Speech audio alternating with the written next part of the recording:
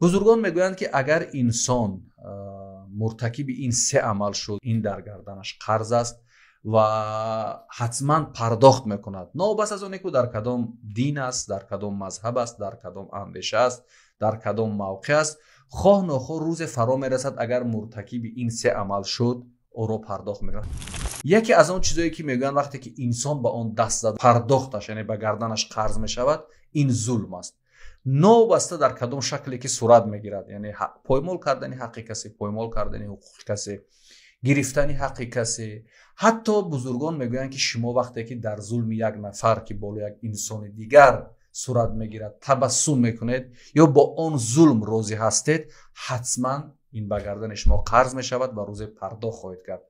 و عمل دیومه که میگن بزرگان به شدت از اون خود رو دور نگاه دارید که به گردنتان قرض میشود و پرداختش حتمی میشود، این تحقیر کردن، پس زدن، تهمت کردن نفر دیگره یا گروه یا شخصانه. وقتی که در حق آنها شما تحقیر میکنید، تهمت میکنید یا شأن و شرف نفری رو پایان میبرید بدون کدام سبب، بدون کدام حالت، این به گردن شما قرض میشود و حتما شما آن را پرداخت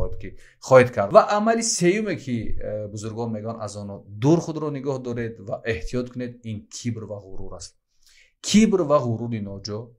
کبر و غرور بالای انسان ها یا بالای گروهی از مردم یا بالای جمعیت یا حتی بالای یک شخص،